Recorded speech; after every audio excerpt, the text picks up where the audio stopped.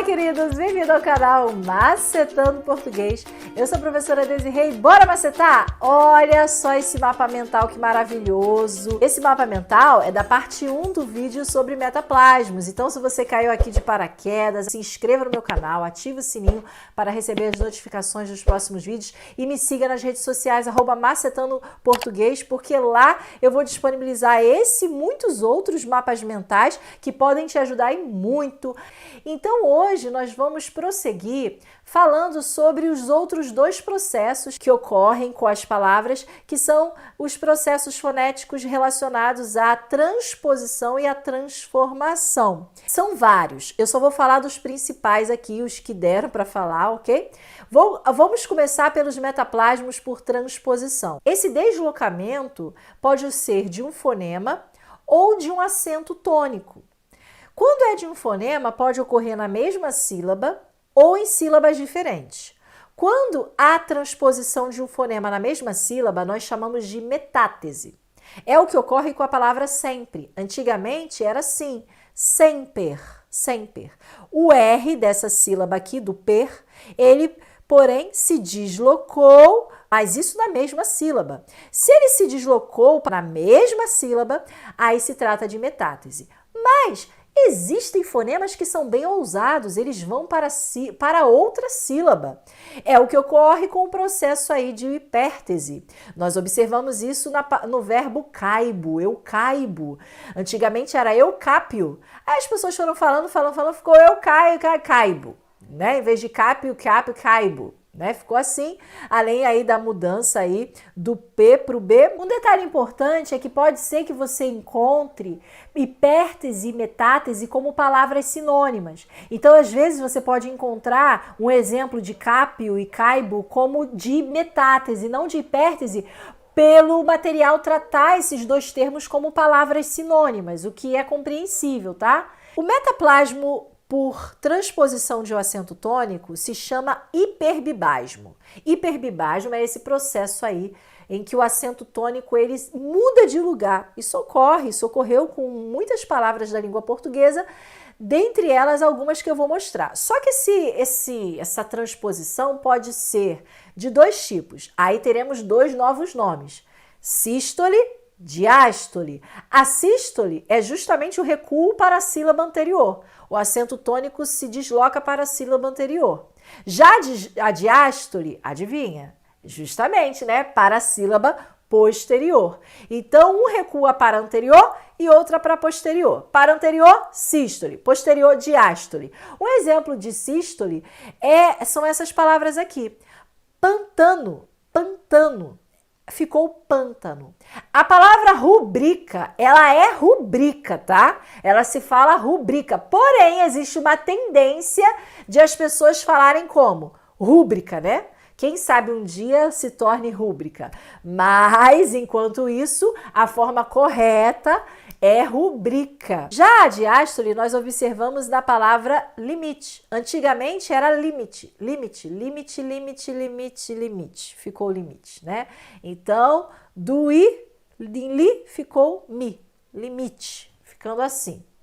Então, quem sabe um dia vai ser limité. Não, né? Limité não. Tá bom, né? Nós temos também os metaplasmos por transformação, e são vários, muitos. Dentre eles, a degeneração. A degeneração é sempre essa transformação do B para o V. A gente observa isso em assobiar. Assobiar, a gente fala assoviar. Assobiar do B ficou V. Então, você tem aqui assobiar, assoviar, né? Você tem também a vocalização, que nesse caso já lembra vogal, né? Vocalização. Vocalização, então, é o processo em que há a transformação de uma consoante em vogal. Além disso, essa vogal na sílaba assume um papel de semivogal, formando, portanto, um ditongo na palavra. Existem várias palavras que sofreram esse processo. Por exemplo, nocte, noite. O C virou vogal, que nesse caso, na palavra, se tornou uma semivogal, formando aqui, então, um ditongo. Nós também temos a monotongação. O que é a monotongação? Olha o nome, monotongação. Tem a ver com o quê? Com um ditongo que se transforma em monotongo. Ou seja, era para ser o encontro vocálico, mas o encontro se desfez. Tá vendo? Se você achou que só com você que ocorria isso, isso também ocorre com as vogais, viu? Era para alguém estar ali, mas não está mais. Então nós temos, por exemplo, em diversas palavras como em peixe, que a pessoa fala peixe, caixa, caixa, deixa, deixa, entendeu? E muitas outras em que você vai, em vez de você deixar lá o ditongo, você monotonga a palavra. Em outras palavras, ocorreu aqui a supressão do i, né? O i caiu ficando assim. Então, talvez você veja em alguns lugares essa explicação, a supressão do i se transformando em monotongo. É a mesma ideia, né? Existe também o rotacismo. O que é o rotacismo? É um processo de rotação das palavras? Não. Rotacismo, na verdade, é a transformação do L para o R. Isso é muito comum. Algumas pessoas falam assim, placa, praca, Flamengo, Framengo. É uma tendência de alguns falantes esse tipo de pronúncia, né? Esse tipo de ocorrência. Isso é um rotacismo. E também temos o oposto, o lambidacismo. O que é o lambidacismo? É o oposto, é do R para o L. Então, em vez da pessoa falar prato, ela fala plato. Quem tem língua presa, né, passa por isso. Há também a nasalização. O que é a nasalização? É a transformação de um fonema oral em nasal, viu? Em vez do fonema ser oral lá, ele se nasaliza. Por exemplo, na palavra pote, ficou ponte, você tem pote, você tem ponte, pote, ponte. Olha que interessante, a única mudança aqui é do O para ON. Então, o fonema vocálico O se nasaliza. O é oral, ON é nasal, né? A gente já viu isso das vogais nasais. Mas nós também podemos ter o contrário, a desnasalização. É o caso aqui da transformação de um fonema nasal para oral. É o que aconteceu com o verbo pôr, que nesse caso tem a ver com a evolução da língua. Era ponere, ne, n, nene, o n é nasal. Depois ficou o poer e depois ficou o pôr.